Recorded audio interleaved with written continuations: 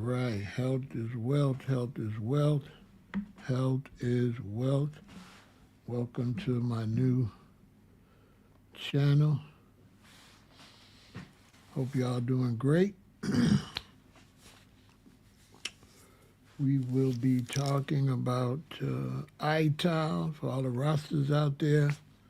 We'll be talking about veganism to all the vegans out there. We'll be talking about plant-based for all of the people that consume plant-based foods.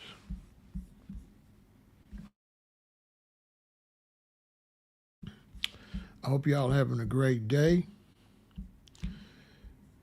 Make sure you hit that like button, share, and subscribe. And let's get it popping. Make sure you tell everybody to subscribe to this channel, this YouTube. This is about to be off the chain.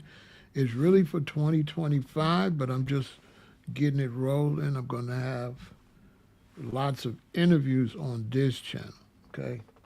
So this channel is going to be full of interviews. I'm going to get my brother Craig Tomahawk over here for sure. And I'll let him talk to you about what he's got going on Facebook. He's doing big things on Facebook. I am going to have many restaurant owners over here that sell plant-based food, vegan food, iTile. A lot of rosters talking about iTile. It's going to be, this is going to be exciting. You're watching me build this from scratch. Watch how fast it goes. Hey to all the vegans out there. I'm glad you found me. Okay. Go check out veganblackman.com, okay? And check out Vegan Black Man. Join the group over there on Facebook, Vegan Black Man, okay? Also, join the group Vegan Intel. Subscribe to both of those. There's two accounts. There's the page Vegan Intel, and there's the group Vegan Intel, okay? So we're going to be pushing health over here real hard. Health is wealth. And shout out to Body Sculpture Challenge. Make sure you check the Body Sculpture Challenge. Workout. Post your workout with the hashtag Body Sculpture Challenge. Follow Body Sculpture Challenge on TikTok and Instagram and Facebook. Same thing, page and group. We got it going on.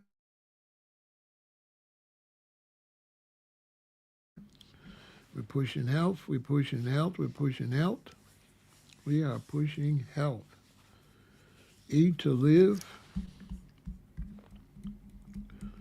Don't live to eat. Okay? And you are now rocking with the realest vegan alive. I have been plant-based for 46 years, going on 47 years in a couple of days.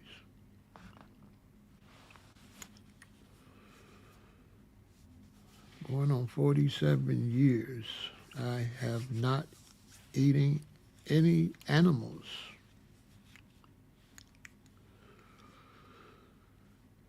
I have been a vegan 99.7% of the time. I have been vegetarian a couple of times, or I've had cheese a couple of times.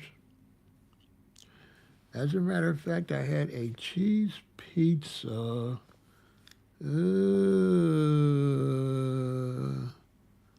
about 6 weeks or 7 weeks ago. I didn't like it. I guess I haven't had it in so many years. Or maybe they didn't make it right. I didn't like it.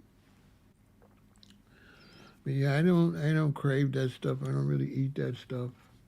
I happen to be in the hood, And I said, let me see what Italian Fiesta is doing. So I called them and ordered a pizza. Maybe they didn't make it right. It tasted salty. The cheese, I didn't really like the cheese. But I don't eat that kind of stuff. I don't crave that type of stuff.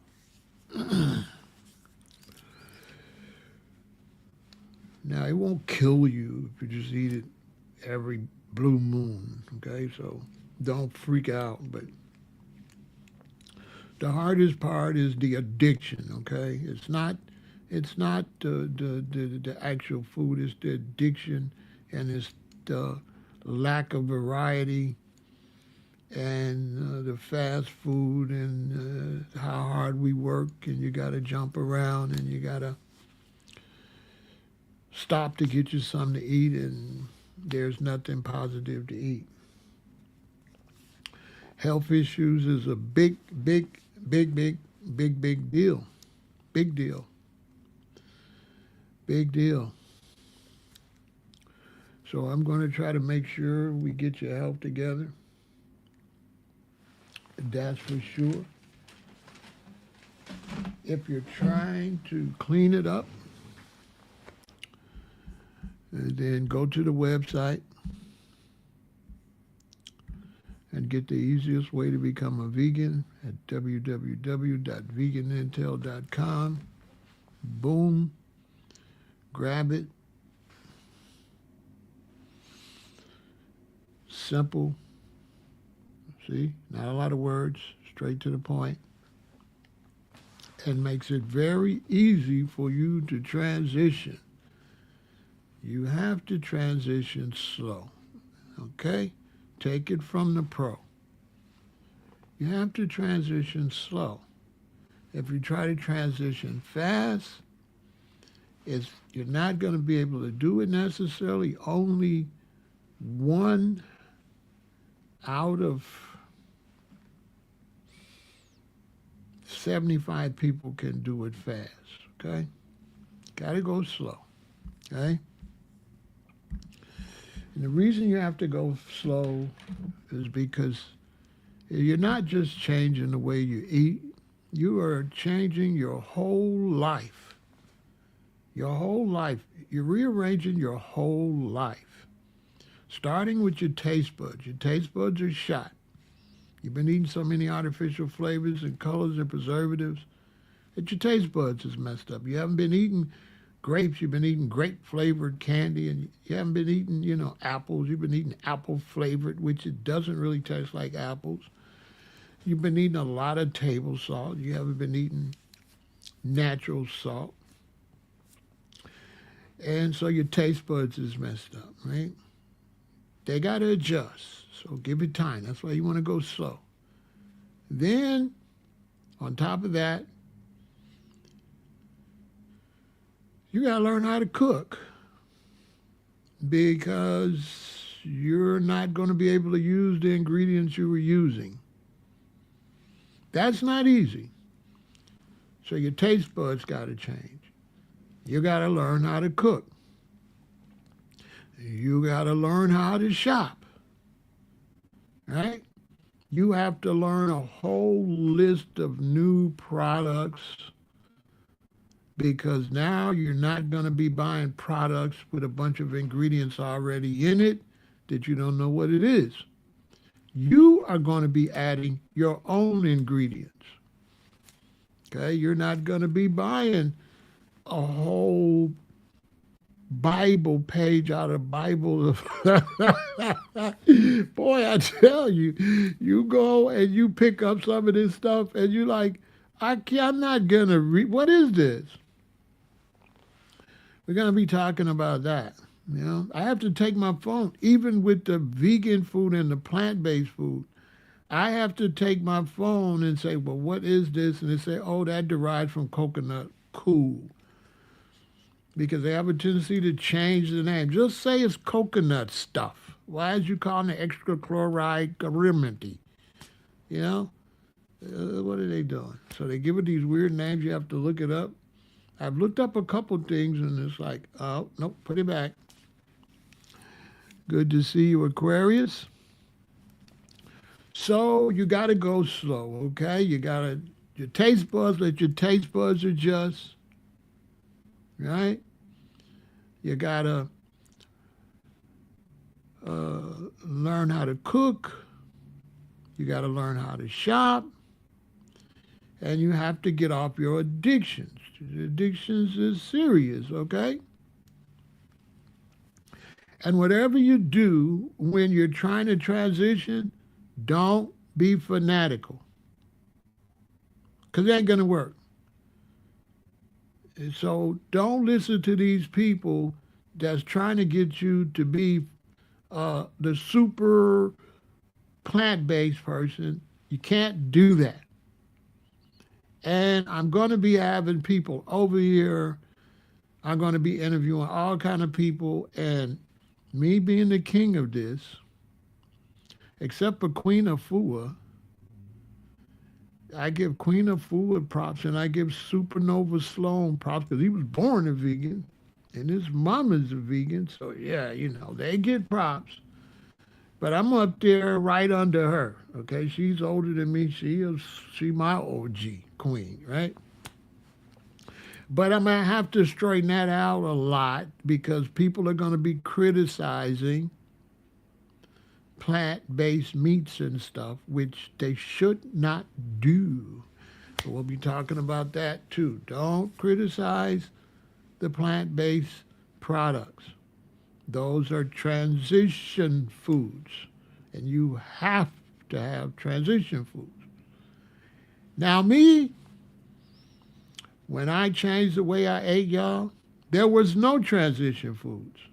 There was just health food stores, and you had to go to the juice bar and drink a juice, like a coconut banana juice or mixed vegetable juice. There was no transition foods.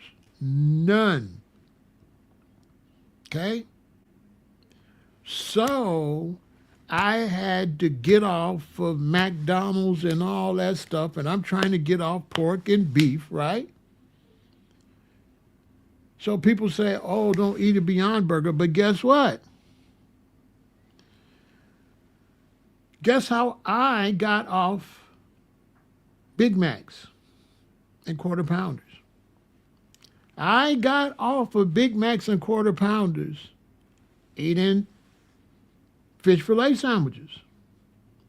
Because it's not about what you start eating, it's about what you're trying to get off of. And so for me to get off Big Macs, because I got to break it down slowly. So if I'm trying to get off pork and beef, then I went to fish sandwiches. And McDonald's fish sandwiches is, if anybody asks me what's the main thing that helped me eat better, is McDonald's fish sandwiches and fries. Is that healthy? No. But it was helped me get off my addiction to meatloaf, rib tips, you know what I'm saying? Italian beefs, hoagie sandwiches. And so you have to have a transition. And to me, plant-based meats is a better transition than what I had.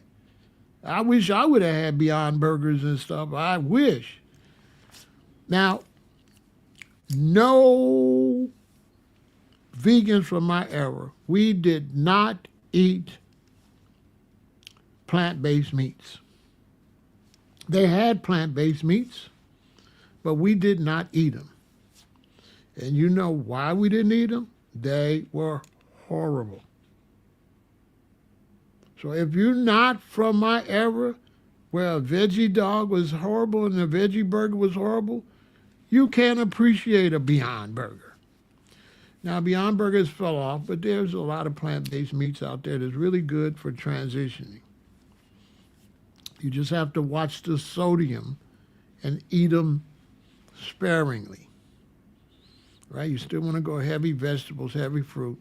But, if you got some couscous or some rice or some beans, or you want to cook some type of plant-based meat and chop it up in there, chop it up in your spaghetti, by all means, if you're transitioning, by all means. So today we're going to get into all of that, and that's what this is for, because this teaches you how to transition. And so if you hear a professional plant-based person criticize me, tell them that we're not in the same level.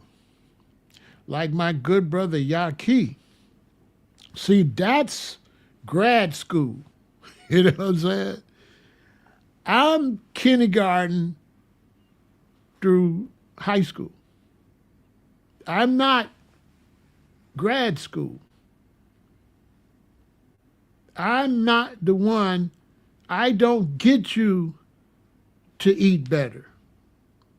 My job is not to get you to eat better. My job is to stop you from eating so bad, which is two different things.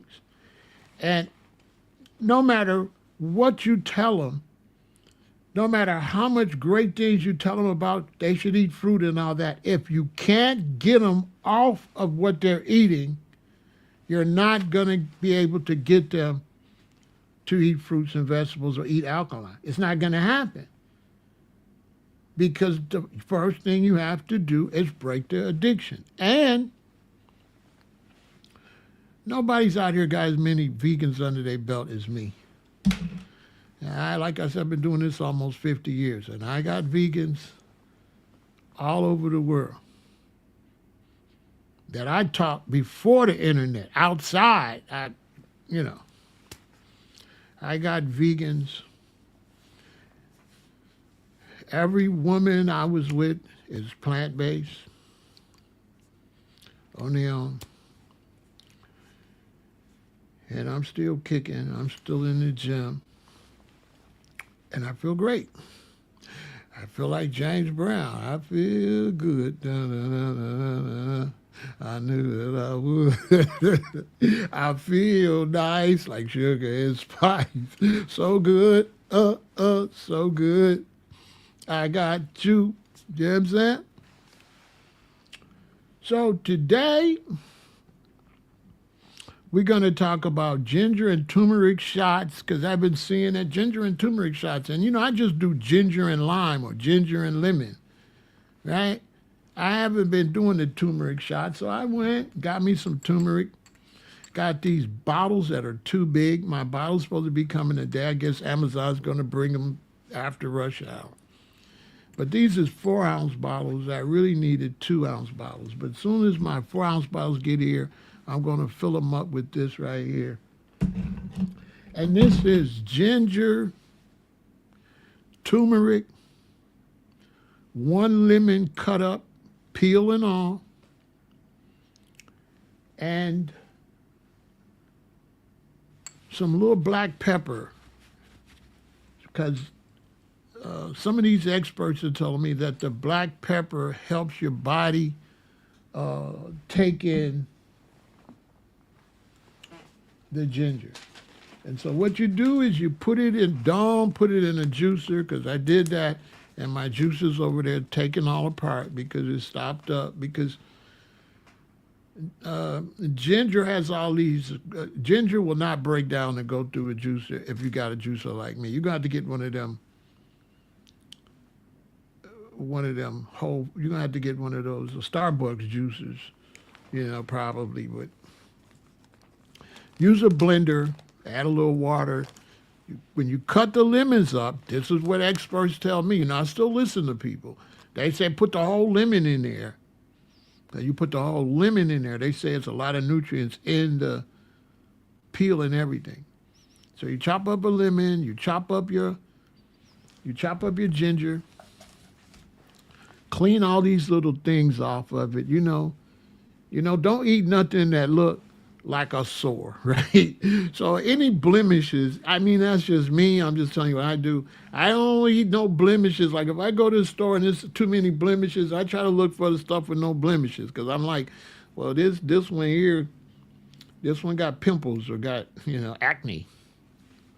So cut these little things off and then just chop this up, throw it in the blender. Same with this, anything that looks, I scrape some of this stuff off, just the turmeric. I cut the tips off. I don't want that. I don't want this brown part from the ground. And I throw those in there, throw them all in the blender, cut up a whole lemon, throw it in there, blend it up, get the seeds out the lemon, blend it up, and then, add a little water so that the blender will blend it up. And then get some of these nut milk bags. If you get a nut milk bag, then you'll be able to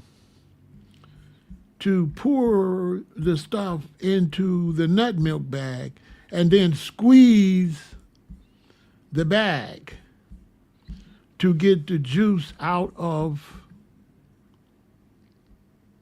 what you're preparing. So get a nut milk bag and pour the stuff out of the juicer into the nut milk bag. And this will help you be able to squeeze everything out of all of the juice out of it. I think that's the best way. And I think it's also healthy because now it's getting all on your hands, Or you could wear gloves, like, you know what I'm saying? I'm drinking it, so I use my hand, but because my hands, I had washed them 2,000 times before I made it. But if I had been doing a lot of working or something like that, I would have used gloves. Yeah, I would have used gloves. And my advice would be not to drink this every day. I wouldn't advise that. I wouldn't advise drinking this every day. I would think that's a bad idea. I would say, drink it.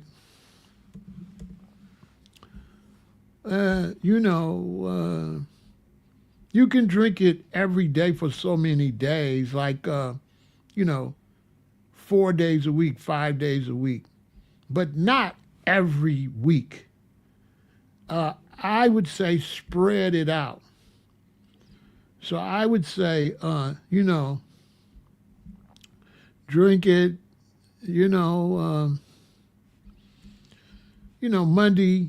Monday through Thursday. Then give it a break. And then the next week, maybe Monday through Thursday. And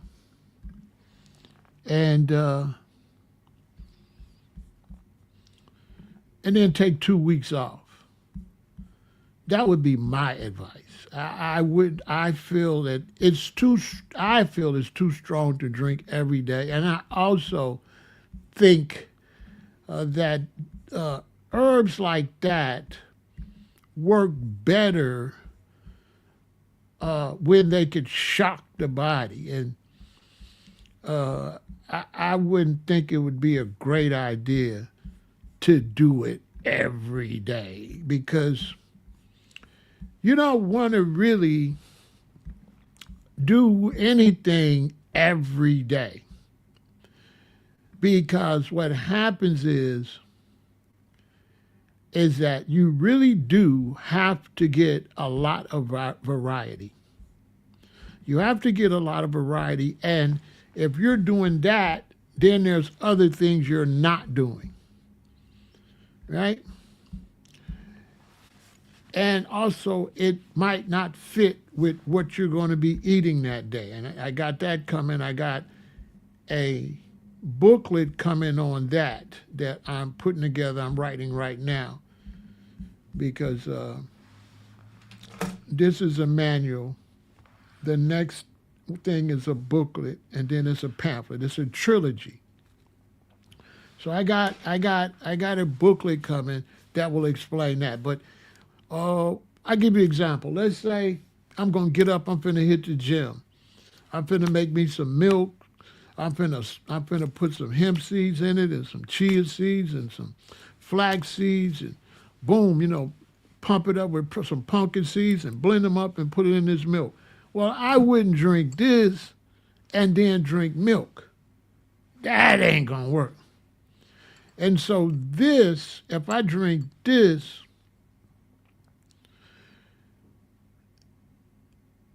first I'm gonna drink some water maybe first before I drink it. Then when I drink it, I'm not gonna put nothing on my stomach on top of this. And when I do put something on my stomach on top of this, I would use fruit juice. I wouldn't do tea. I would do something, because this got lemon in it, I would do something that could kind of wash that, right? I had a shot already, so I'm not going to take another shot. I had a shot because I went live earlier, but they was working on the internet. They've been working on this internet in this area for 3 weeks. Every week, they sending me a message, your internet's messed up. I don't know what's going on. But this is too strong. You're only supposed to take half of this, 2 ounces, like that's it. It's very strong. And, but you need to only take it with what's going to go with it. So if you're not going, or you have to wait a long time. But if you are going to take it and try to eat in an hour or so, you need to make sure it's something that won't get in your stomach and not mix well. This is what my next manual's about. You can't mix this with just anything. You have to mix this with something it would go along with. And so for me, preferably I would drink some lemonade. I would make me some fresh lemonade an hour or so later, since this already got lemon in it. Something where it'll go together. I wouldn't eat nothing opposite from this unless I waited until that went all the way through my system. And maybe after 2 hours, after it's all the way through my system, then yeah.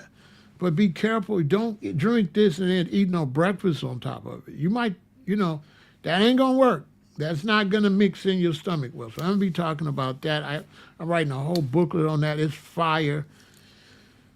Not only am I writing a booklet, it's a way to eat, and I'm going to actually be doing the way to eat once I write the book. The way I used to eat in Hawaii, I had a way I used to eat, and I'm going back to that when I write this booklet.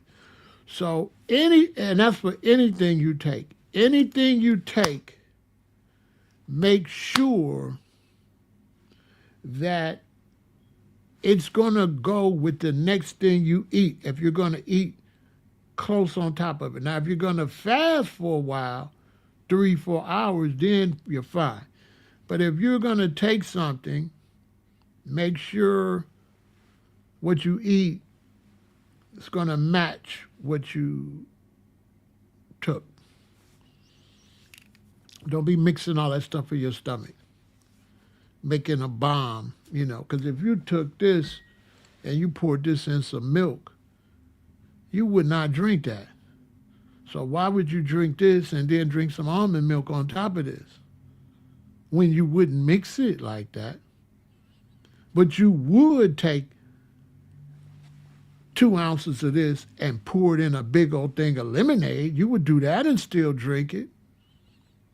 You would be able to drink this if you put it in some lemonade. But you wouldn't put this in no milk. You wouldn't put this in no coffee. You wouldn't put this in no tea.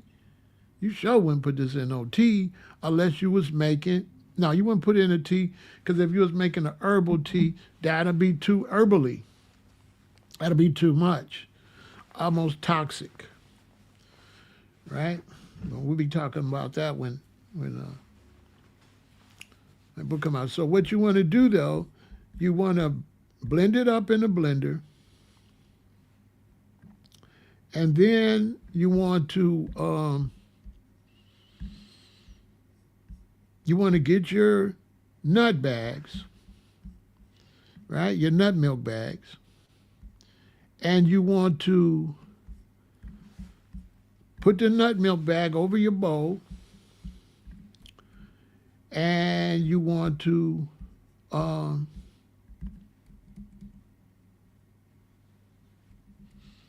squeeze it out.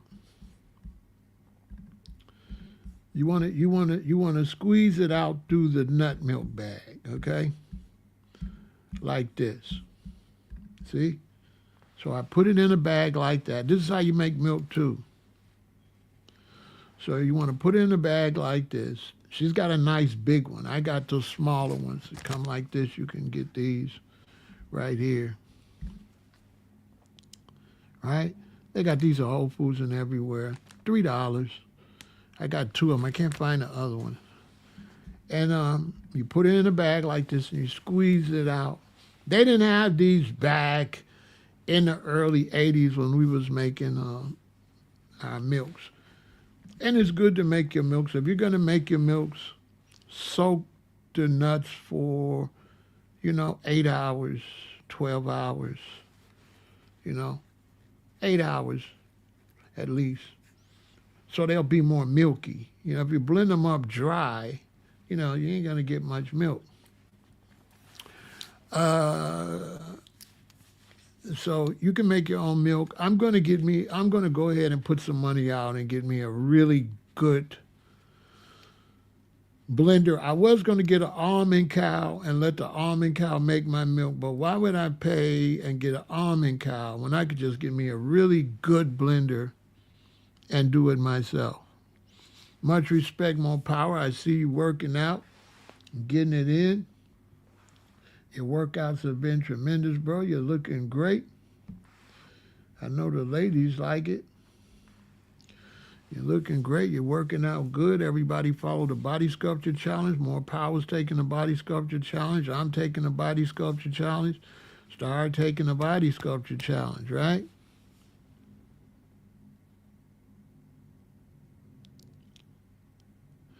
Yeah, I might get a J2, but I really want to get a Vitamix. I really want to get a Vitamix because I can make soup, I can make ice cream, and I've been wanting a Vitamix now for at least 15 years, maybe 20 years. I'm just gonna go ahead and shell the money out and get a Vitamix because when I go in Starbucks, they got the big Vitamix. You know what I'm saying? It can make, you know what I mean? I'm just going to go ahead and get the Vitamix. It's the top of the line. It does everything. I can make soup. I can make everything. Ice cream. They got the ones got temperatures on it. You know what I'm saying? Okay, so you say the C2 is a juicer and a Vitamix in one. Okay, let me see.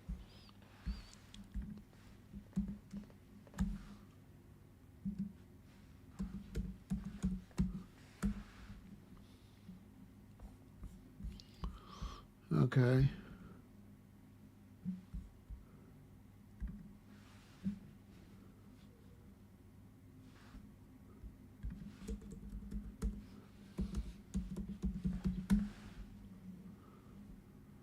Oh, yeah, I see it. Yeah. Nah. I see it. I see what you're talking about. But, nah. I can look at that and see that engine, that motor in there is not like the motor I'm trying to get.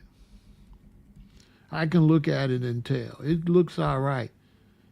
But I'm trying to get the real motor. I'm trying to get that big boy machine.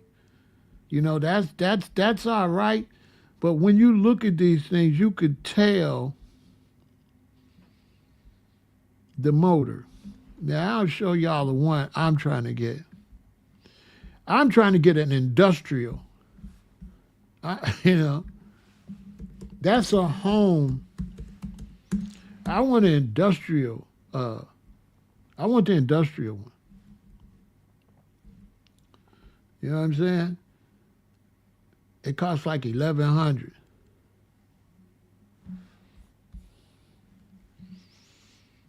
Yeah, I want the big boy. I want the industrial.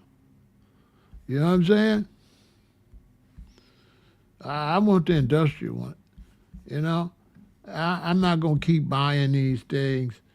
You know, I want the one that's got an engine in it that's crazy. Cause you can look at a blender and you can tell how big the motor is, and that's probably a really good blender. And some of the Vitamixes are nice, but the industrial one is off the chain. I'll show you raw right now. Yeah, I want the industrial one. I'm tired of that'll last me for a lifetime. I'm tired of just keep having to buy another one.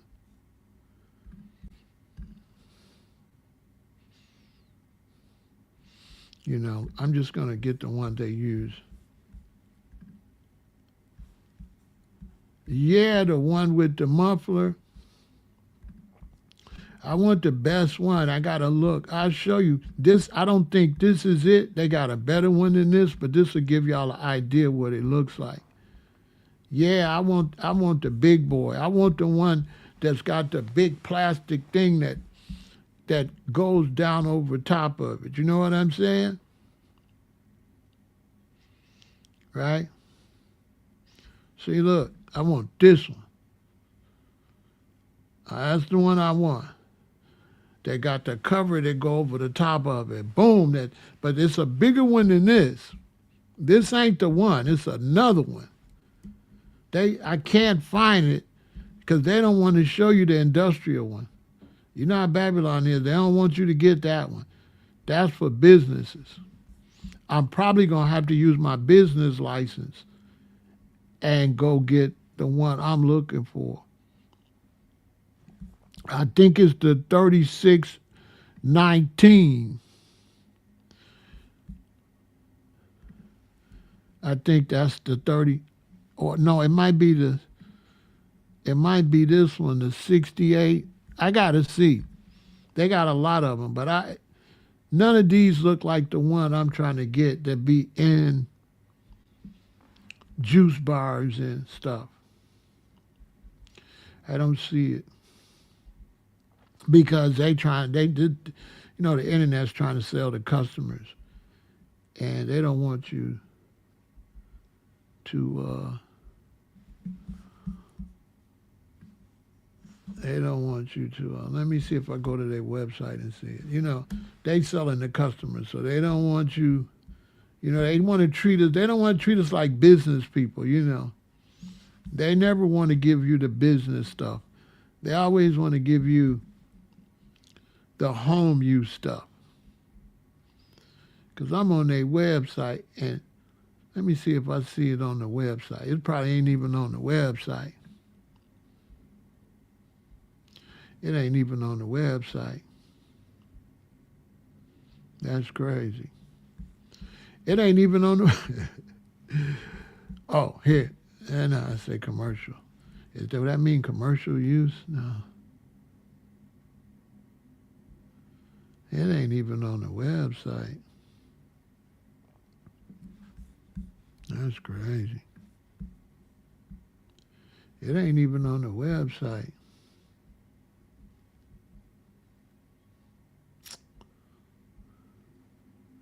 Yeah, it's not even on the website. But I think this is it. It costs like $1,400. I think this is the one. It probably just looked different. They probably upgraded it. I mean, it's going to last me forever. You know what I'm saying? I'll show it to you all. I mean, I'm tired of throwing money away. And, if I got this one and I go out somewhere and, man, I got my little food license and stuff, I could go hustle with this one, too. I can make money with this one. You can tell the one because it's got a thing closed over it, so it's quiet. This one costs like $1,500 with tax. But the motor in it is serious. This the one when you go to the big restaurants. This the one that they're using to make their salad dressing. You understand? So now you could get a cottage industry and you can start really, you can set up your home to be a cottage industry, or you can go rent a kitchen. They have kitchens that you can rent that's already certified with the city. And so if I got this, I can take it to the kitchen. Boom, I can blend up some dressing. Boom, put my label on it, seal the top. Boom, put it in the refrigerator. And now I got dressing. I got all type. I can make all type of products, drinks, all that. So this one can get me some money. Now they got, this one can get you some money.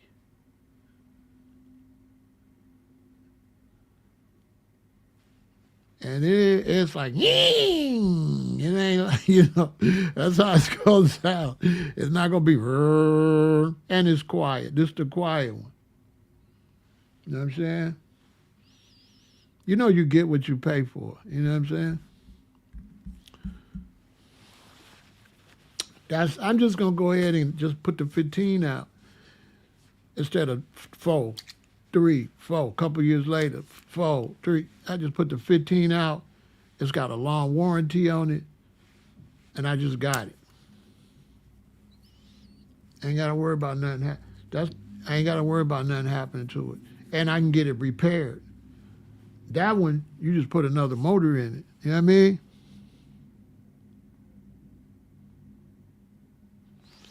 Yeah, high-end commercial food processor. Yeah. But the reason I get Vitamix, because I always get a name that's popular, that's famous, that everybody's using, because then you don't have any problems with the company. The company, they're going to take care of you. So because that's the one Starbucks use. And Starbucks is big. Go to any Starbucks, you're going to see it in every Starbucks got that in there. Every Starbucks got that in there. Every one of them.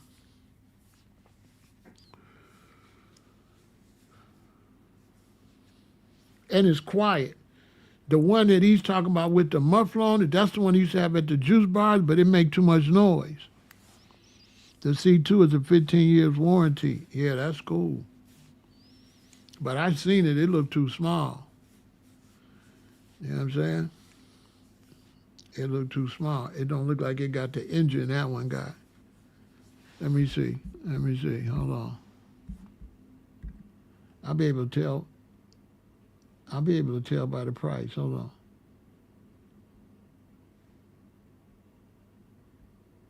The price will tell me. Hold on, I'll tell you right now.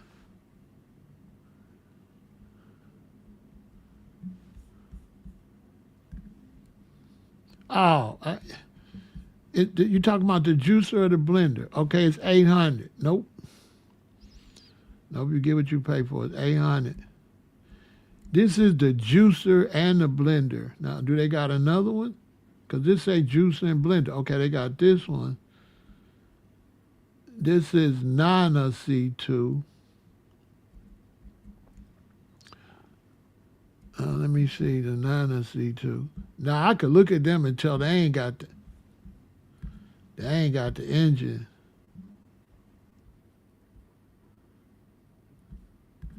Yeah, they ain't got the engine.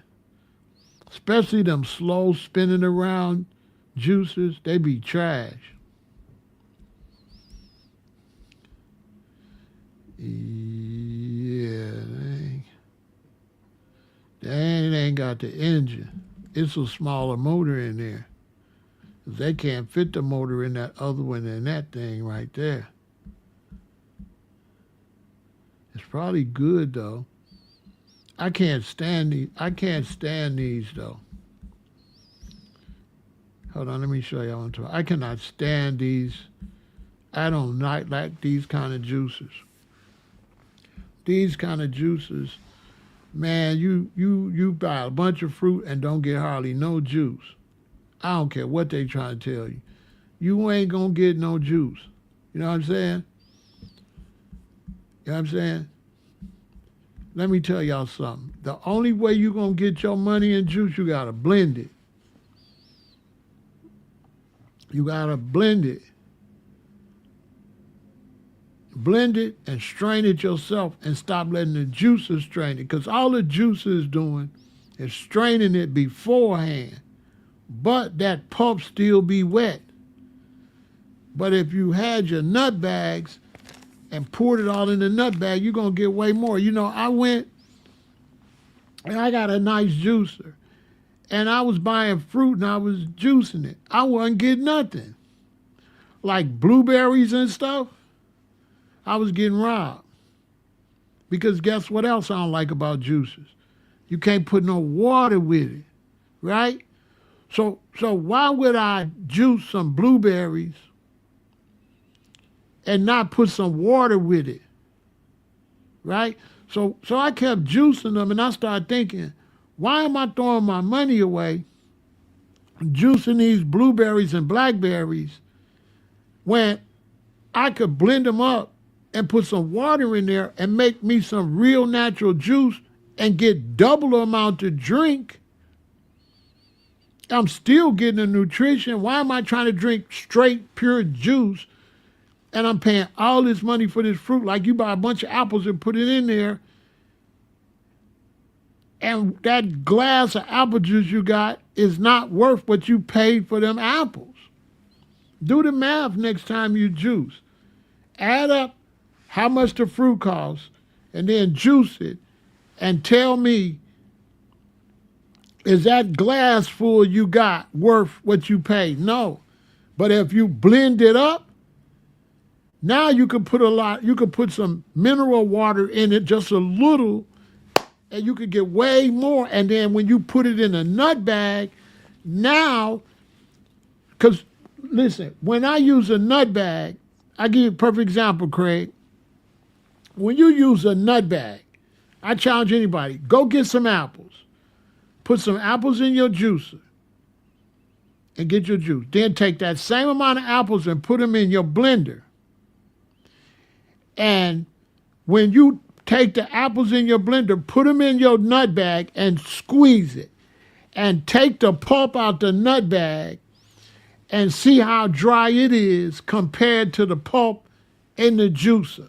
The pulp in the juicer be wet as hell, bruh. It be wet. That means there's still juice in the pulp.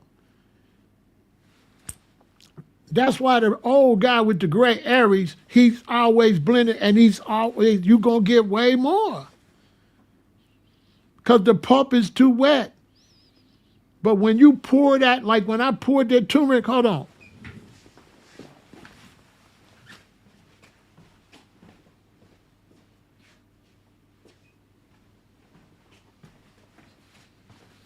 See? When I squeezed this, it was bone dry. You know what I mean? Yeah, I might, but from my experience, I get a strong blender, and then another thing I don't like about those machines, I like to add water with my stuff. Like I added water with this. I added a little bit of water. If I would have just juiced it, then when I juiced it, I gotta take it to juice and add water. Cause I added a little bit of water. Cause it's too concentrated.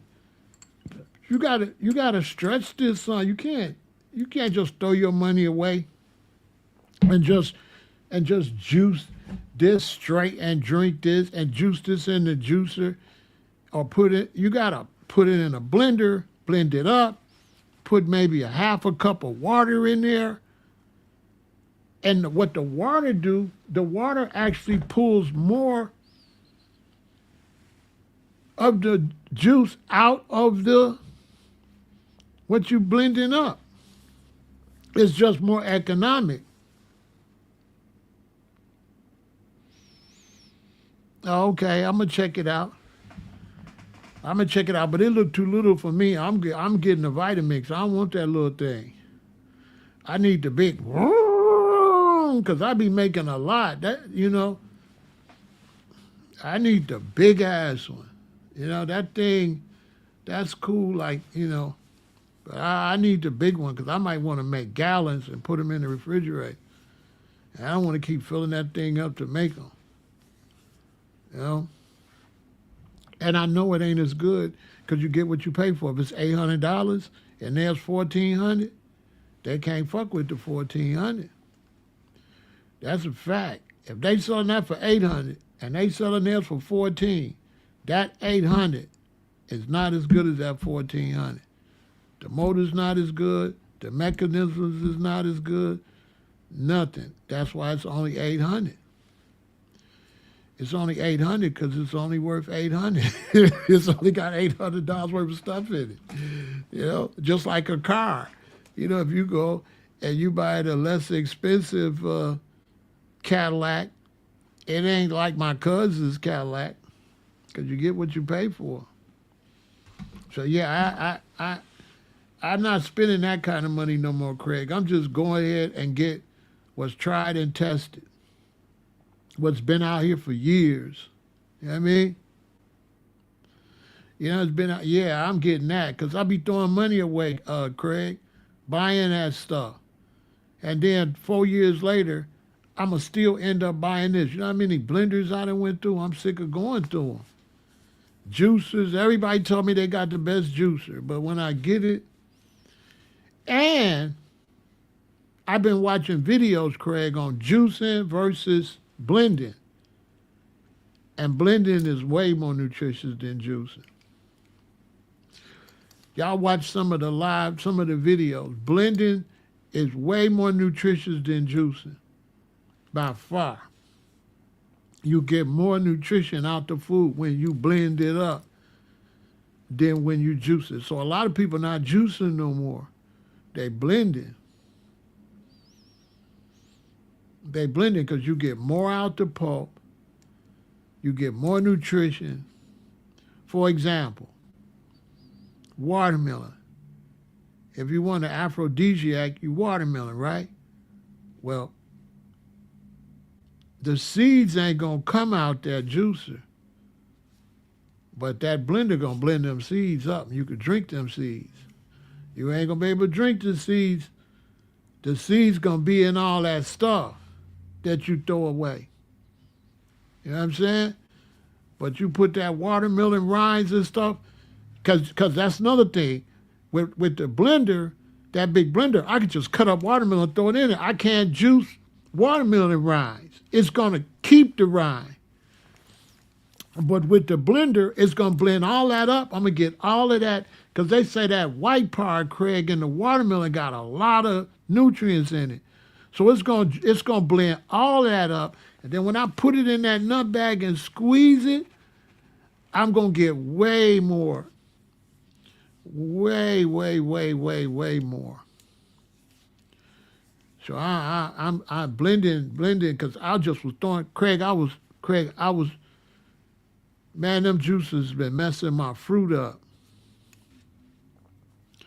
You know what I'm saying? And it's crazy too, Craig, because when you look at it, the old-fashioned way, always be better. You know what I mean? Ain't nothing beat your hand. Ugh. You know what I'm saying? Look at this. I got every bit of drop out of this doing it that way. Because I started out with my juicer and I wasn't getting nothing. And all of that ginger, it's got like, and that's another thing, the ginger never breaks down. Because it's got like threads in it. Hey, you gotta have some blades. And my juicer don't got enough blades. My juicer like, yeah, I need, yeah. Hey, Craig, my juicer like, I want a juicer go, yeah. I want to pulverize it. You know what I'm saying? Because them blades make a difference too. The blades on your juicer make all the difference. Like some of them, like the juicer I got, the blades is far apart. I got to blend it forever. Whereas if I had that big Vitamix, I'd throw that in there. Yeah, I can make ice cream. It'll turn into cream if I wanted to, quicker. But yeah, y'all. So I finally went on ahead and got the ginger shots with the turmeric because everybody been talk about it, and I never have drank turmeric. I just cook with it. I cook with all my spices, right? My oregano, my thyme, my basil. You know, every time I cook, I'll use a different herb to make sure I get it in my body because my philosophy is that science is still studying these plants, and these plants are miracles. And if you just eat the plant, later they're going to come back and say, do you know this is good for your eyes? You're like, oh, I've been eating that. And the reason I say that, because like I told you, I went plant-based in 1978. And in 1978, when I went plant-based, you know, there wasn't a lot of information. So as we was eating this stuff, they had magazines like Vegetarian Time. And the magazines, they was just doing research on these plants. So as we eating them, we was finding out, oh, bananas got potassium. The more black spots, the more potassium. All that information didn't start coming out until the late 70s and through the 80s. So I was finding out that I was eating miracle foods before we knew they was miracle foods. And it's still like that. I say this all the time. They building these golf courses. They cutting down all these trees and all these plants. And they cutting down the cure for AIDS, any type of sexually transmitted disease, cancer. These plants on this planet do all type of stuff. And they are cutting down plants before they study them. There was like one white dude, he was going around the world trying to study all these plants, but I haven't heard nothing about him no more. But we're not really looking into the plant life, because if you look at the plants and you say, all right, we breathe out carbon monoxide, the plants breathe that in and they put out oxygen. So that means us and the plants, we work together. So now I eat the plants. If I live in nature, I eat the plants. Boom. I got to use the restroom. I go dig a deep hole. I put my waste down in the hole. So now all of the nutrients left in my waste go back in the ground to grow the plants again. So it's a cycle. We flushing all that waste down the toilet somewhere. But if we was eating natural, our waste wouldn't be so toxic. And we supposed to put that back into the earth because that's fertilizer. You all, let me tell you something. Fertilizer, this is fertilizer. You take cow manure. It's wet, right? You put it on a big metal sheet because you might have to live outside of Babylon Falls. You put the manure on a big metal sheet and you sit it in the sun. And as the sun cooks this manure, and every day you flip it around with a shovel, it gets drier and drier and drier. And I'm going to tell you something. If you take a big pile of cow manure and put it on a metal sheet in the sun, and cover it up at night so it don't get no dew on it or it won't rain on it. If you see it's raining, cover it up. And I swear to God, if you dry it out correctly till it's bone dry, you can pick cow manure up and it won't smell like cow manure. And when you crumble it, you know what you see? Grass. It turns back to dry grass. And it has no smell. None. If it's still got a smell, you haven't dried it enough. But if you totally dry it, you have no smell. And that's a whole nother subject, because this is why all this salmonella and all these outbreaks on the lettuce and stuff, because they are putting manure that's not properly treated on the fruits and vegetables. You have to make sure it's bone dry So it will turn back into its original state. And if it's not bone dry, it has toxins in it. It's waste. You can't, it's not healthy to eat. But if it's bone dry, let me give you an example. If you put wet manure on lettuce, that wet manure going to get down in the cracks and crevices. Now you got a recall on lettuce. If it's bone dry and it gets on the lettuce, soon as the water hit it, it's going to wash off. Why? Because it's dry. So it's not going to have a tendency to stick. It's going to wash down and then get wet again on the ground. But if you put it on there when it's wet, it's going into the plant. Because I used to grow up in Hawaii, and this is what we did. So this is why, even though I'm a vegan, if I had a lot of land and you came, you'll say, well, why you got all these ducks and chickens and stuff? To eat them? No. They the ones making my food grow. When I was in Hawaii, I was going to get a bunch of animals. I was just getting ready. I had a whole quarter acre. I was going to buy the next quarter acre next to me and keep on going till I got 2 or 3 acres. And I was going to get like all black animals. I was going to get black ducks, black cows, black chickens, and just let them walk around and fertilize my land. You know what I mean? Which reminds me, I was up there growing. And, I had built a bed, like you take a bunch of sticks like this, you take 2 sticks like this, 2 big trees. And then you take the V's from trees and you put one here, one there, you put one there, one there. Then you put one right here that lay in this one. And then you put one down in the ground here that lay in that one. Then you take other trees. They had the guava trees which were smooth, and then you lay them across. Now you got a bed frame. You know what I'm saying? So you take a V, you take a tree right where the V is at, and you cut it where it's like my hand. See, like this is a V. I can't do the Star Trek thing. This is a V, right? And then this is the bottom. So this is the tree part where the V is at. You cut it right here, and you nail this part down in the ground. Boop, boop, boop. Then you do one on the other side. Then you lay a big log on that side, and now you have 4 of them. And then you go get some smaller, smooth logs and lay it across. Then you just throw your mattress on it and sleep like a baby. 2 mattresses if you want, and sleep like a baby. That's how you make a bed frame out of what's out in nature, because I lived outside. You know what I mean? The only light I had was the fire we start, and we had some kerosene lamps. We had no electricity unless you had batteries or run a cable to the car, basically.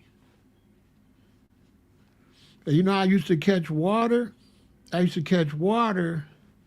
take a stick, you take 2 sticks like this, put them this high.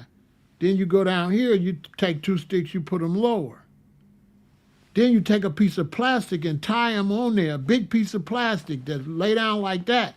So the big piece of plastic is going like this, right? And it's big. It's going like this because there's 2 high sticks back here and 2 low sticks in the front. And then you put a garbage can, a brand new big metal garbage can down at the end down here, and you put a big old clean garbage bag in it.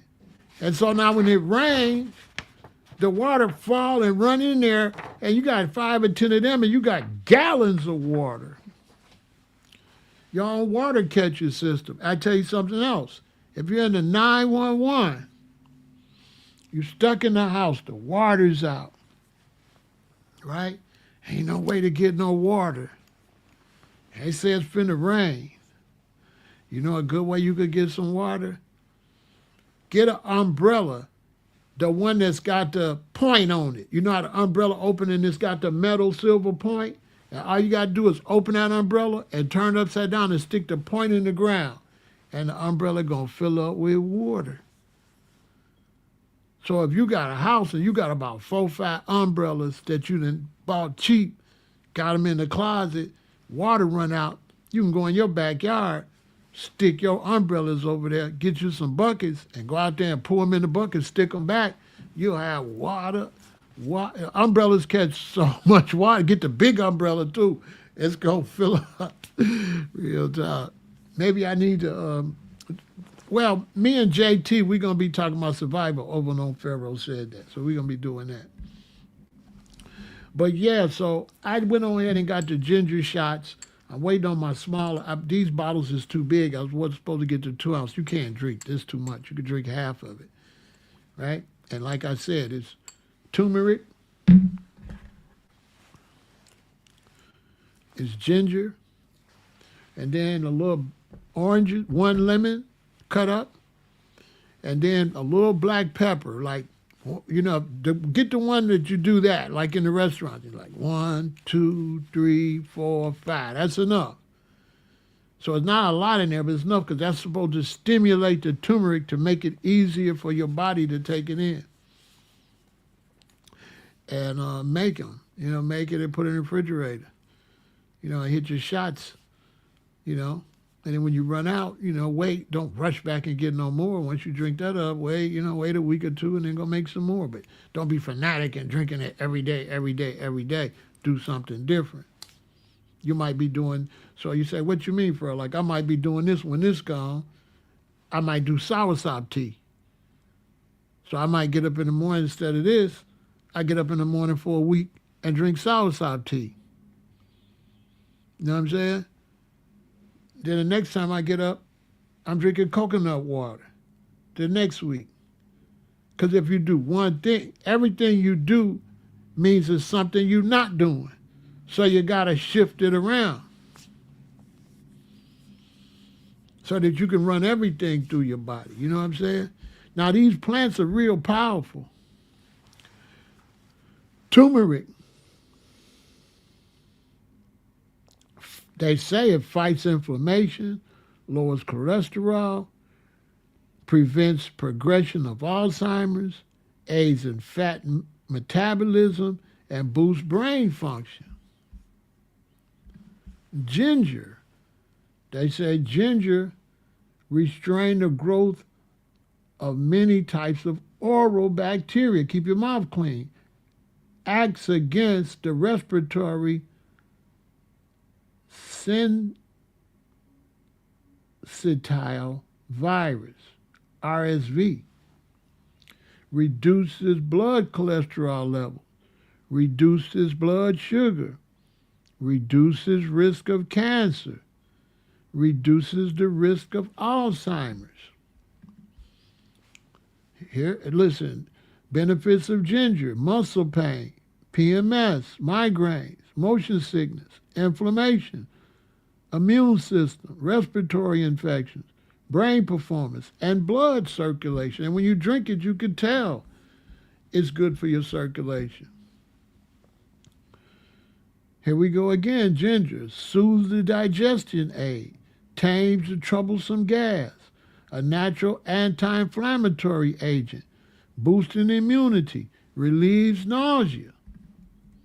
Now, make sure your woman's not pregnant. She can't drink none of this kind of stuff if she's pregnant. She got to drink smooth stuff.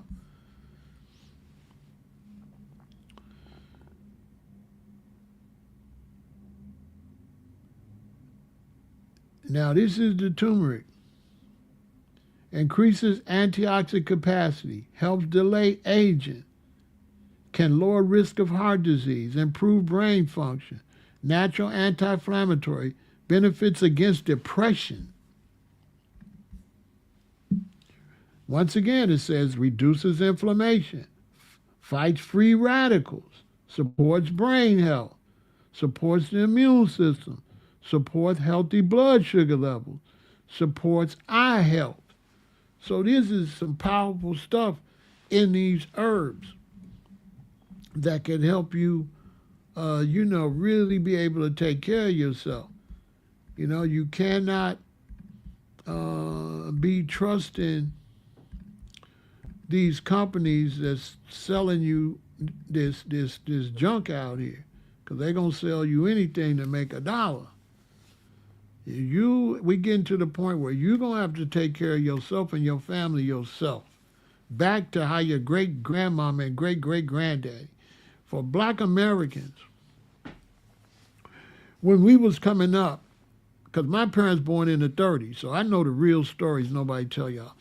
The black people born in the early 1900s, the black people born in the 1800s, black people couldn't go to the doctor because the doctors was white only. So black people had to take care of themselves. I really wish I remember what my mother called these ladies. Everybody say some words, but that's not what it was. She had a name for these ladies. And it was these group of ladies, and they took care of the ladies. They delivered the babies and all that. But I forgot what she called them. Everybody be saying nursemaids. No, it was something else. It was a word I never heard say again. And this is why I started going live, because I should have taped my grandmother and my mother and my father all that information. If you got your phone and you get around old people, ask some questions and then be quiet, don't say nothing, and just let them talk and tape that stuff. Because once they pass away, it's going to be gone. And so black people used to have to take care of themselves. And the black people in Jamaica and the black people in America, some of them was Native Americans, some of them was Africans. But they identified the plants. Like the Maroons in Jamaica, they'll tell you that they identified the plants. No, it was like some regular name. Like, it was like, sound like some type of church name or something.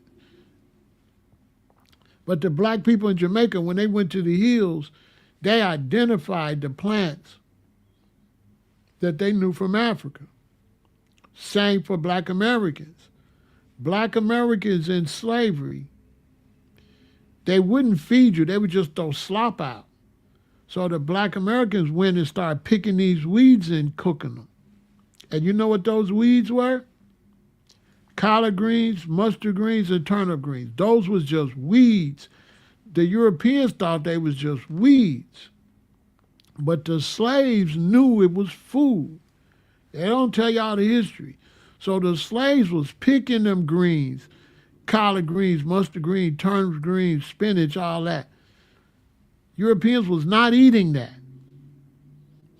They seen the slaves eating it and tasted it and said, oh, this is good. We could sell this. That's the true history on greens, collard greens, mustard greens. They was weeds. Nobody was eating them. But the African descendants and the Native Americans, they recognized it. And they went in the bush to eat it because they wouldn't throw your ancestors nothing but pig feet, pig ass, and pig ears.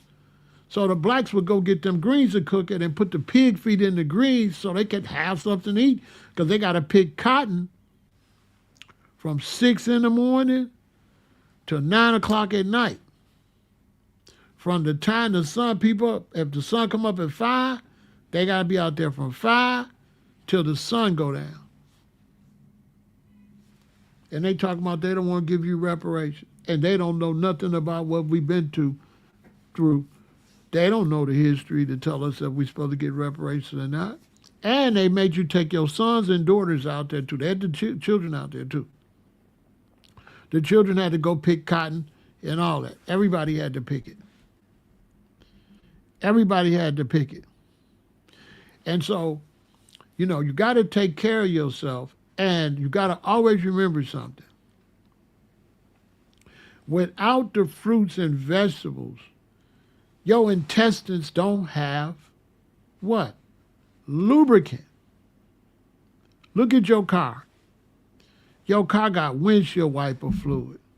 Your car got antifreeze. Your car got oil, gas. Your car needs lubricant to run. And your body needs lubricant. So if you're just eating meat and potatoes and dry stuff, your intestines are not going to be able to digest properly. It's not gonna be good for you. You need lubricant. Okay? So don't let nobody tell you, oh, plant-based and all this. No, you need lubricant. Even if you want to eat meat and stuff, and people say, well, our ancestors ate meat. Our ancestors ate very little meat and ate plenty of lubricant. And I was in Alabama in the 60s with my grandfather. And you don't know what you're talking about. Yeah, my granddaddy, if he got 30 chickens and they babies, my granddaddy cannot eat chicken or he'll kill all the chickens and he won't have no eggs. They depended more on the eggs than the chickens. Because if you eat all your chickens, how you going to have some more chickens? And when you go down to Alabama in the 60s, you see these chickens running around. You might see 30 chickens. You might see 20 chickens with their baby and one rooster. But you know what you really see? Acres of corn, acres of beans and stuff. Not a whole lot of animals, only a few cows, because they wasn't cattlemen, so they didn't have a whole lot of cows. I think my granddaddy might have had about 10 cows. No, he might have had 15 at the most. But they didn't have cows like McDonald's got access to cows. They didn't have that like that. You know what I'm saying? So, you need lubricant. And if you ain't got lubricant, you're gonna mess up your intestines. How is your intestines gonna deal with the food? Your intestines, when you put a bunch of dry stuff in it, how's it gonna get through there, man? Stop trying to act like you a lion. Look at the lion's intestines. Yeah, he can eat a gazelle. And guess what? The lion got acid in his stomach stronger than battery acid. It can dissolve bone and teeth and stuff. That's how much acid is in lions and tigers. Look at your intestines. How many hamburgers can you stuff in there? You really believe that hamburger and bread and fries, which I used to eat and I'm lucky to be alive, you really believe that you can digest that stuff?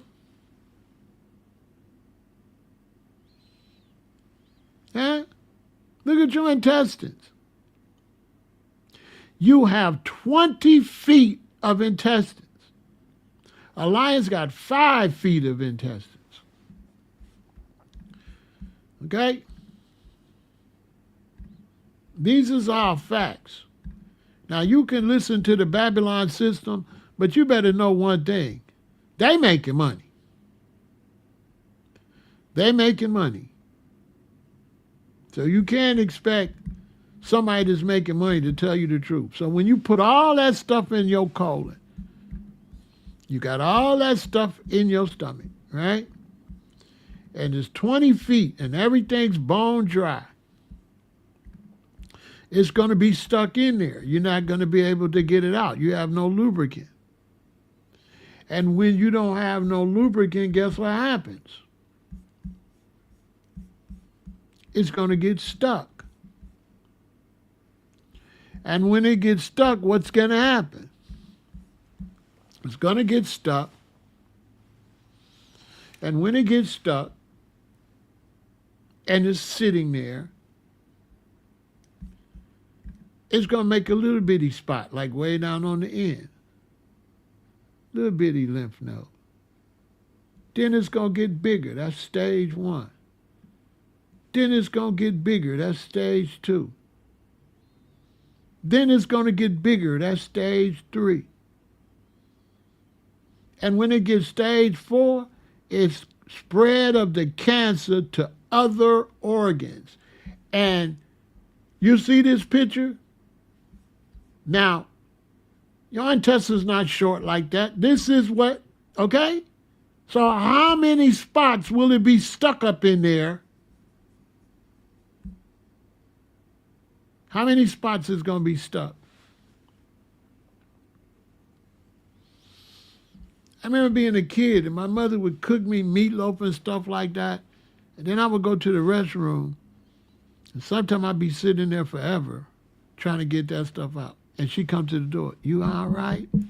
No, I'm not all right. You just fed me some meatloaf, right?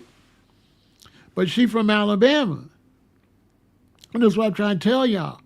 Why are you following the traditions of people that don't have the education we got?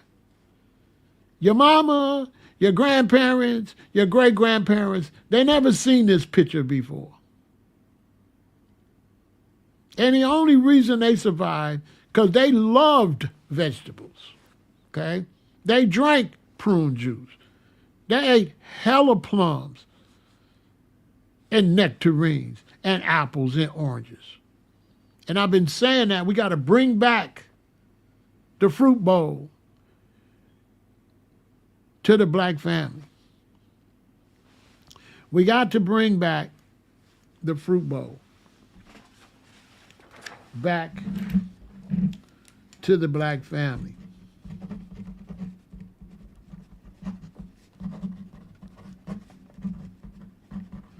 Okay? Because when I was growing up, you couldn't go to no black people's house that didn't have a fruit bowl. And in that fruit bowl was walnuts and pecans and a nutcracker. And on top of them walnuts and pecans always was oranges or nectarines or tangerines or pears or plums, always. And in the refrigerator was always celery and carrots and all that. And your mama always bought greens, cabbage, corn on the cob. When my mother would cook dinner, she had this big old silver pot. And I mean, it's only 4 of us, my mom, my daddy, me, and my sister. But my mama cooking, let me see, 2, 4, 6, 8. My mama cooking like 12 ears of corn. Because she know her baby boy, I'm finna knock back 4 ears of corn. You know what I'm saying? And I talk to a lot of people my age, and they just can't believe we can't find corn taste like that no more. We can't find cabbage taste like it tastes. We can't find greens don't taste like it tastes. Oranges is this big old white thing in there. When I was little, when you stick your finger to peel an orange, by the time you peel an orange, your whole arm be wet. Now you peel an orange, I don't know what that white stuff is, but an orange ain't got no juice in it no more. When you used to peel an orange, it often squirted in your eye. When you get a watermelon and you put that big watermelon on the counter, when you would stick the knife in it, it would sound like an earthquake. Sometimes it would bust open on its own because it was so full of juice. So our food is degrading. And when you mix that with fast food, you got a disaster. And I'm trying to save people, and nobody could doubt me, because guess which generation is the one that started the way you all eat? I started that. And that's an absolute fact. The way y'all eat, I started it. My generation started that. That's a fact. The baby boomers born in 1958. We started the way you all eat. When I was little, nobody ate like that. Let me give you an example. I come in the house, I'm getting ready to eat. My mama put some corn on my stuff, some string beans. on my thing and some chicken. We sit down, she give us, I grab the chicken. My mom say, put that down, put that chicken down and eat your food, eat your vegetables. Right? Put that chicken down, eat your vegetables. All the black folks used to say that. Put that meat down and eat your vegetables. I'm little. I'm 5, I'm 6, I'm 7, I'm 8. So now, boom, by the time I get in 5th grade, I'm shooting dice. You know, I'm doing me. Every day I'm hustling. Every day I'm hustling, right? So I'm in the 5th grade. I'm outside making it do what it do. First generation with that, too. They from Alabama. It ain't never been no outside. This is the first outside because the black people before me, they lived like on the west side and they lived down on the low end and it wasn't high, it was different. My generation, when they started getting houses and live out in community, but we still, you know, we black. So I'm shooting dice, hit me a stain, I'm going to McDonald's. I don't want to eat no chicken and I don't want to eat what mama got. So by the time I get in the 5th or 6th grade, I'm barely eating at home, right? Right? So now, think about it. Next thing you know, I'm driving. Because when I grew up in 1958, it was a lot of jobs. And black people was moving up. And so guess what a tradition was? When I was in high school, on your 16th birthday, you know what you get for your birthday? You get your driver's license. You go take driver's ed at CVS or one of these schools when you're 15, and your daddy teach you how to drive. And on your 16th birthday, when you old enough to get a license, you get a license.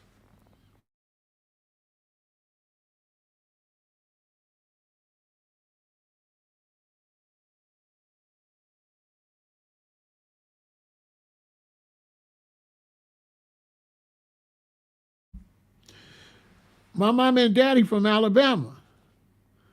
I ain't from Alabama. I'm from Chicago. I'm 16 driving around. I'm not eating no vegetables. Vegetable, smestable. I don't want no vegetables. That's why y'all got to listen to me. I would be horribly sick if I didn't go plant-based. Because when I got 16, I'm not eating no vegetables. I'm at Leon's getting me some rib tips. I'm at Church's getting me some chicken.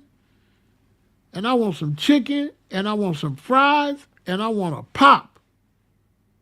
Coleslaw, throw it out the window. Ain't no coleslaw. I want chicken. I don't want no bread. I want chicken and fries and a soda. I swear to God. I'm eating hoagie sandwiches, the big steak sandwiches, chopped steak sandwiches. You know, this I'm eating. I'm eating McDonald's like crazy. I'm only 16. I'm going to McDonald's. I'm skinny. I'm going to McDonald's. I'm getting a Big Mac. I'm getting a double cheeseburger. I'm getting a large fry and a big soda. And I'm not eating no damn vegetables. Vegetable, smestable. And I ain't eating no fruit. Fruit, smooth. I don't want no fruit. I don't want no fruit. I want pop. That's what we call in Chicago, soda. Okay? I want a soda. I might do a milkshake. You know, my fruit, I might get a strawberry milkshake. That's my fruit. I'm not eating no fruit. Fruit smooth. It's fruit. I'm not eating no fruit. I need a pizza. We go to our friends, I put our money together, we get 2 big old pizzas, and we sit down there, and we do what we do and eat pizza. We go into Jack in the Box. We go into Leon's. We weren't going to Harold's, we was going to Leon's. Real Chicago people. I need rib tips. I need barbecue shrimp. They had them barbecue jumbo shrimps. No vegetables. My mama can't tell me what to do no more. My mama used to make me eat vegetables. So when I come home, my mama got that stuff on the stove. You hungry? No, I'm good. Oh, no. I ain't eating no black-eyed peas and all that. I want no black-eyed peas, bruh. I want a Whopper and some fries. I want a Jumbo Jack from Jack in the Box. You know what I mean?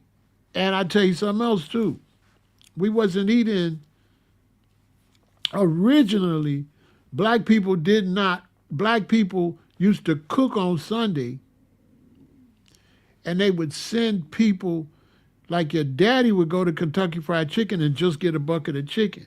So originally, Kentucky Fried Chicken made most of their money on Sunday when black people leave church and your mama don't feel like, making all that batter and stuff and making the chicken. Your mama would cook all the other food and daddy would run a Kentucky Fried Chicken and just get a bucket of chicken. Nobody was eating they mashed potatoes or none of that, fries or none of that. When Kentucky Fried Chicken first blew up in the black community, all they was selling was buckets of chicken. But the buckets of chicken was to go along with the food mama cooking. Mama still cooking corn on the cob, cornbread and all that. And then to make it easy, daddy run and get a bucket of chicken. That's how they got in the game. And slowly, they start introducing they corn and they mashed potatoes, and black people got more and more lazy and more lazy. And they started coming out with Hot Pockets and, instead of cornbread, Jiffy Mix, and quick potatoes you can make and sloppy joes, and they started cutting corners. Because back then, the only thing we would eat when we didn't have money was like bologna sandwich, had the lunch meat they used to call it. Well, your daddy got some ham in there, some bologna. You throw bologna in the skillet, it swell up, get a bubble, and then you turn it over and put a hole in it so the bubble go down, make you a bologna sandwich. But I was hustling, so I didn't eat no bologna sandwich because I started hustling as a baby.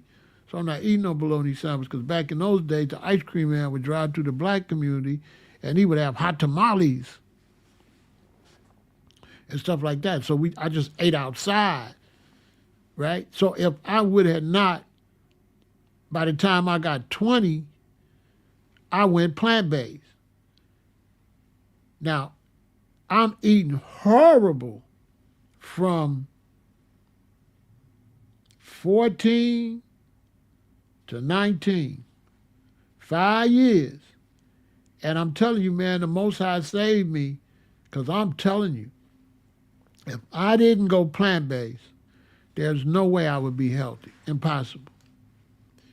Because once I started getting into the concept to eat better and take care of my health, then you don't want no cigarette because that ain't taking care of your health. You don't want no liquor because that ain't taking care of your health. So the whole health concept also helps you kick other bad habits that you feel not good for your health. You also don't want no medicine. You don't want no medicine. You're not taking no Advil and Tylenol because you don't know what's in that. Because when you start going plant-based, you start realizing, I don't know what's in this meat. I don't know what's in this. What is all these artificial flavors and color? What is this? So then you become leery of all of that. So now you're doing self-care, right? So let me tell you a story. So I go plant-based. I'm 20 years old, right? So I go plant-based from 20 to like 50-something. So I had been plant-based like 35 years, right? And so I go to take care of my father when I first started making lives. And now when I go take care of my father, he had to go to Roseland Hospital once a week for them to check his potassium. So now I'm in the hospital once a week. And I ain't been in no hospitals, no doctors. Feel me? So it was creepy because it was all these black people in there, young, old. They was all sick. And and it was weird. I was like, dang, I missed all of this, right? But here's the crazy thing. So that was my first little light bulb. That, dang, I missed all of that. I don't be in the hospital. I don't go to the doctor, right? Check this out. I swear to God. This was the icing on the cake. I was over here talking on Pharaoh Said That. And I was talking about eating and health and stuff like that. And I started talking about things that used to be wrong with me when I was little. Because I was like, man, I don't get sick. I don't do this. I started saying, remember those headaches? I remember when you cough and your chest hurt? I started reminiscing and telling my audience this. I said, remember you could barely walk down the stairs because your head hurt? And right when I said that, that's when I realized, wow, I haven't had that happen since the 70s. It really blew my mind when I started reminiscing. I'm like, oh yeah, I don't be coughing in my chest. My chest ain't hurt since the 70s. You know how you cough? Think about that. That has not happened to me since the 70s.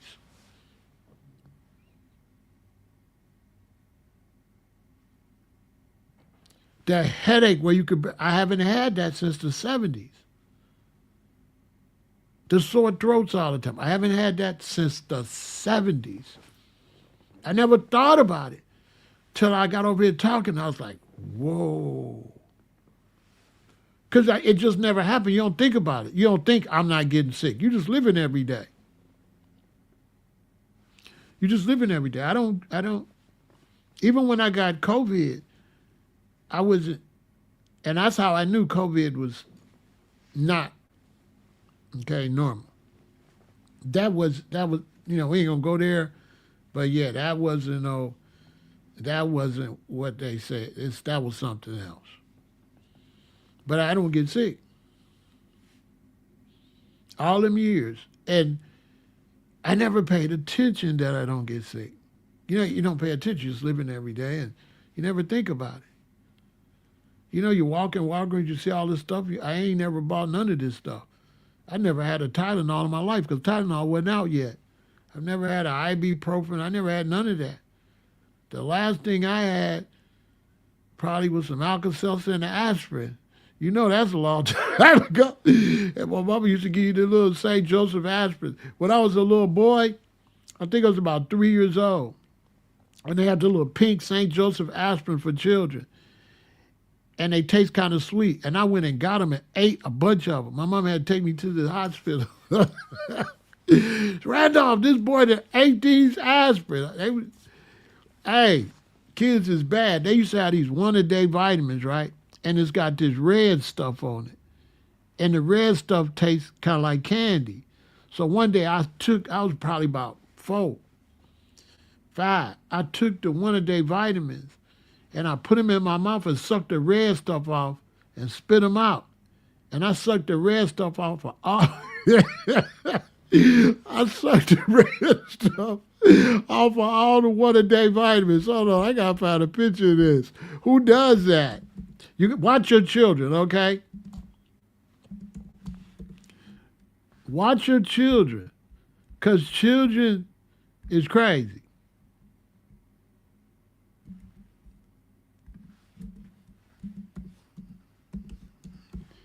Let me see if I can find a picture of the tablets. They're not going to show them, are they? No. They won't show them. They only showing the bottle. Let me type old one-a-day vitamin tablet. They're not showing them. But they used to be these little red things. And my mama seen them. And my mama's like, Randolph, this boy done sucked all of the red stuff off these vitamins. We got to watch him. because he gonna kill himself. I sucked all the red stuff off, and I ate all of the St. Joseph aspirins because it tastes like candy. I was real little, getting into stuff. Watch your children, because there ain't no way I was supposed to get to that stuff. But you know, children are creative, okay? So don't be thinking they can't get stuff. They can get stuff. I watch videos of children on top of the refrigerator. Their mama come looking at them. How you get on that refrigerator like that?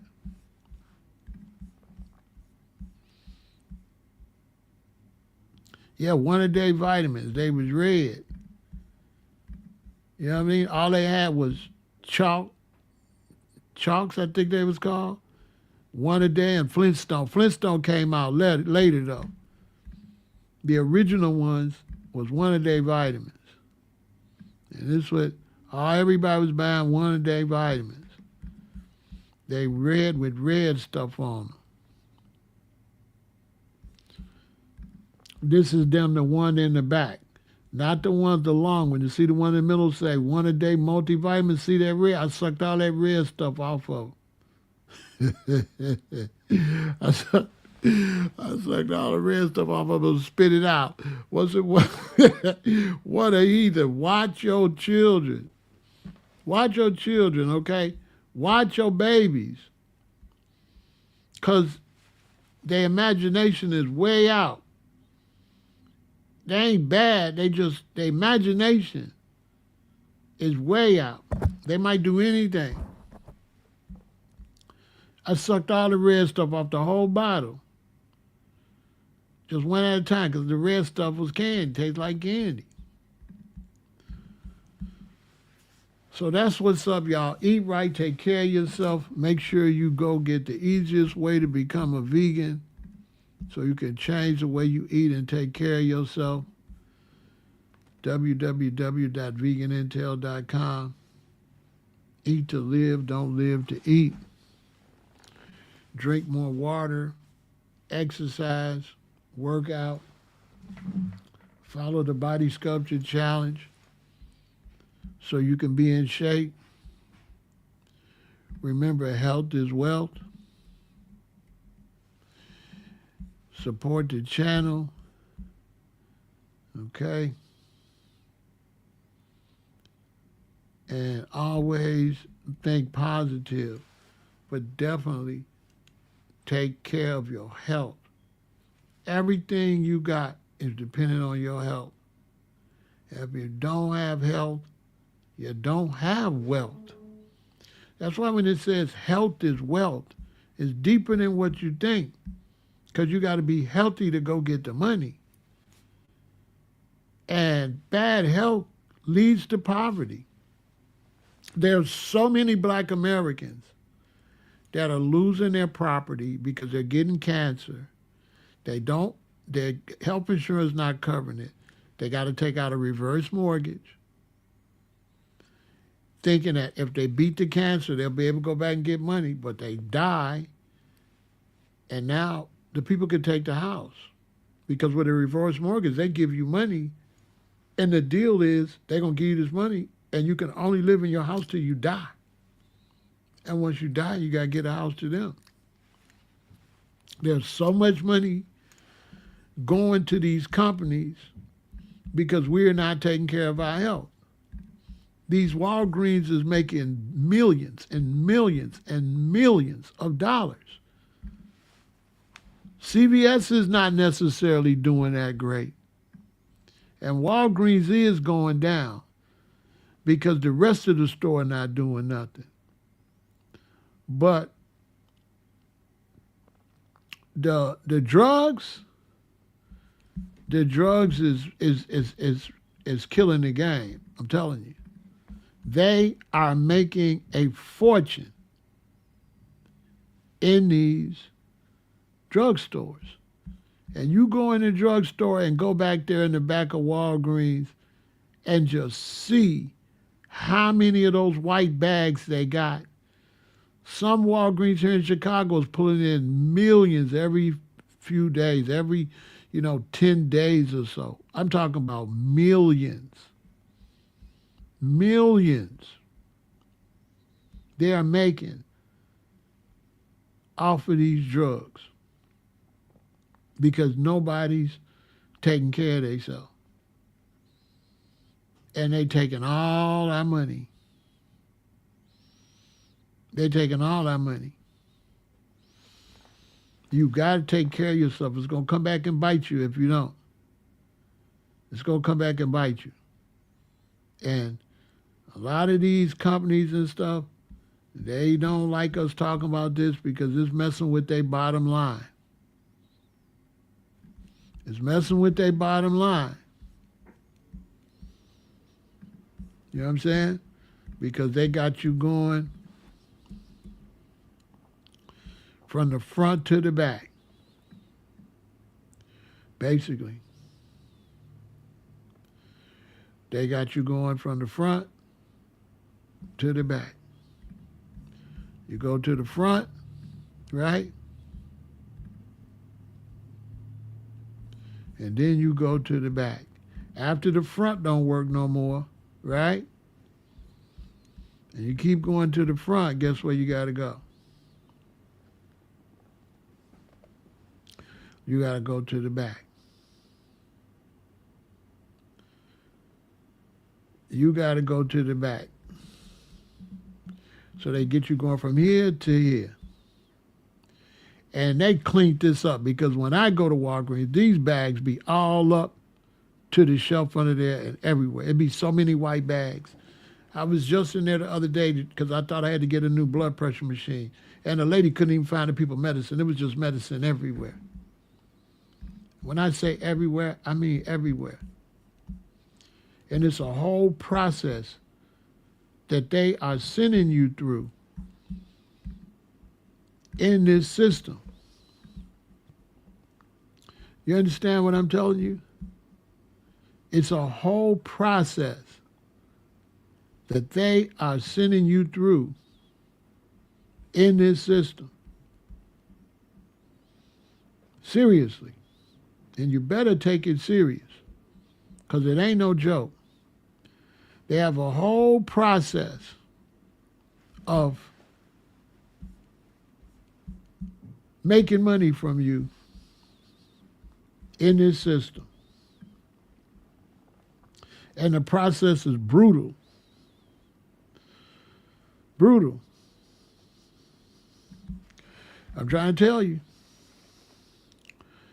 The process is brutal, brutal.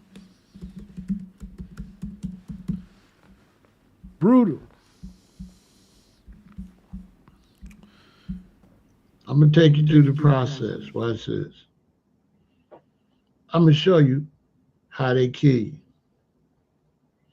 Okay, right. First, boom. They feed you, right? So boom, you go, you eat day in, day out, right? Boom, day in, day out, you eat, right? Even when you go buy your food to cook, you eat, boom, boom, boom, boom. So you eat the stuff, right? And when you eat the stuff, you eat the food, you make your chicken, you cook your chicken, you eat your artificial flavors, your artificial color, your preservative, boom. You feel a little funny, you run over here, boom. Spend a little money, get you some Aleve, get you some cough medicine, get you something, take it, boom, boom, boom. Then you go back, boom, you spend your money with them, boom. Eat like that, eat your stuff, don't feel good, boom. You go back here, boom. You go back and eat this stuff, boom, you go back here, boom, you go back here, boom, you go back here, right? Eventually, boom, you go there, and eventually you don't feel so well, right? Now you don't feel too well. You're feeling a little funny.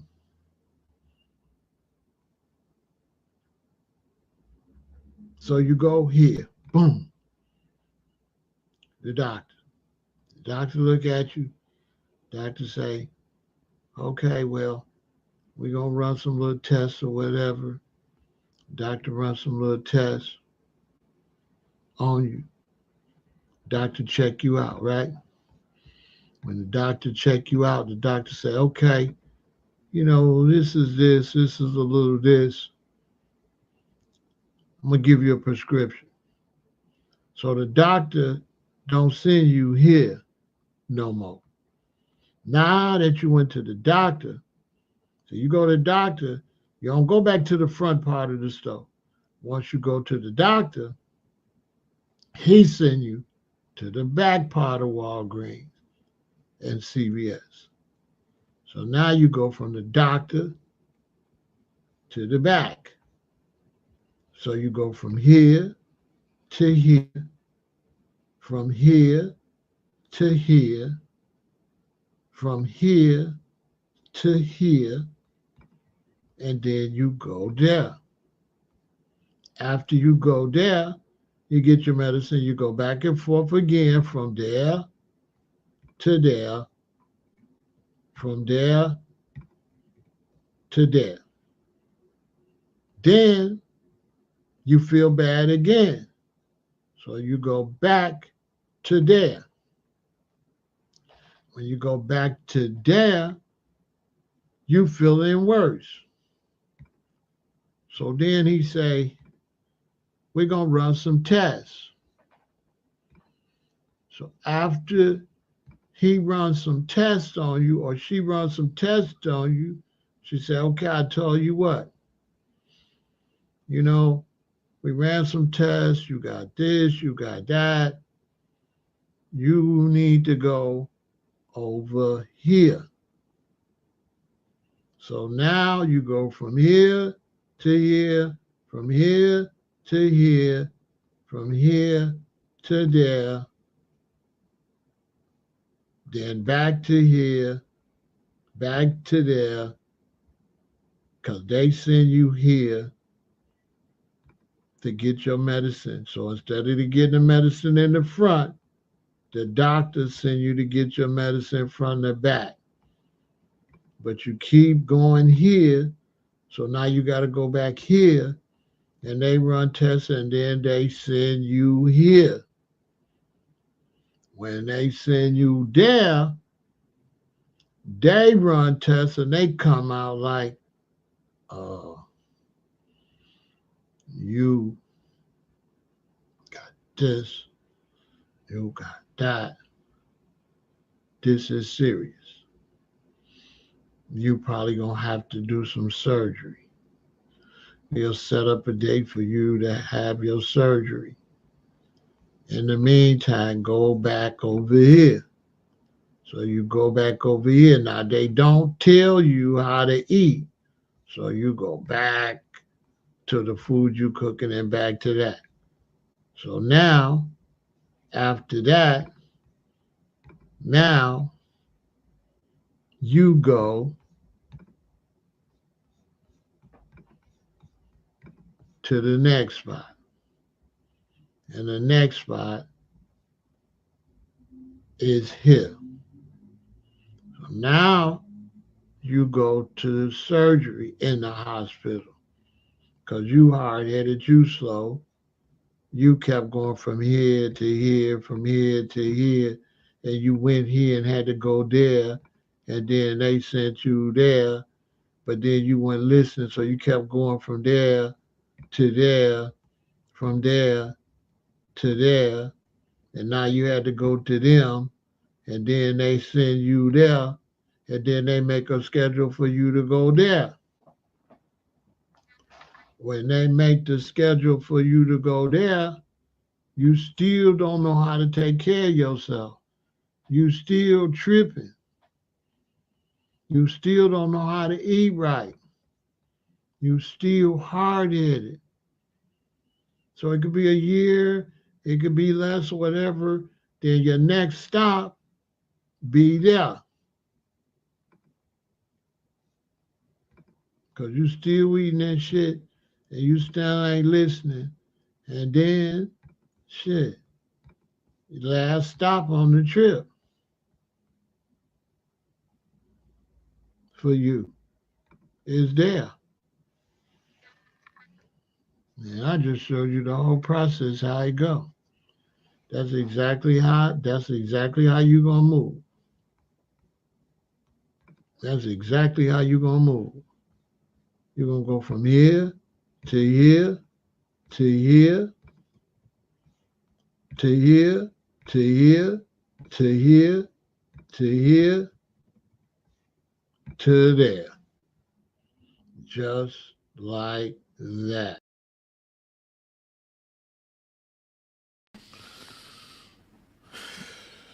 That's how they do it. And the whole time, they making money.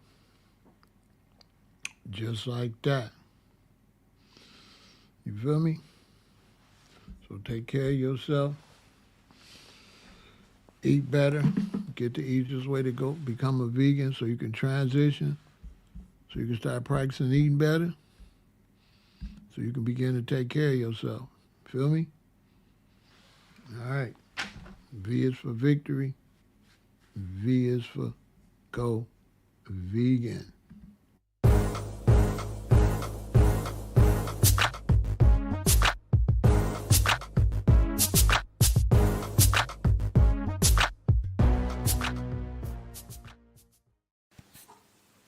Peace, health, and longevity. If you want to consume more plant-based foods, if you want to abstain from junk foods, if you want to consume fruits, vegetables, nuts, seeds, and herbs, and avoid dead flesh, artificial flavors and colorings, sweeteners, anything that is unreal basically, purchase this particular manual, The Easiest Way to Become a Vegan by Pharaoh Ramesses El Aton, who has been a vegan 40 plus years. He will take you step by step on how to abstain from the junk foods, how to abstain from the dead flesh, the chicken, the turkey, the pork, beef, and all sorts of animal products. Purchase this particular manual, The Easiest Way to Become a Vegan, to eat more natural. Remember that the herbs are for the healing of the nations. Let food be your medicine and let medicine be your food. Consume of every fruit-bearing and herb-bearing tree. Unto you it shall be for meat. Purchase this particular manual, The Easiest Way to Become a Vegan by Pharaoh Ramesses El Aton. Peace, health, and longevity.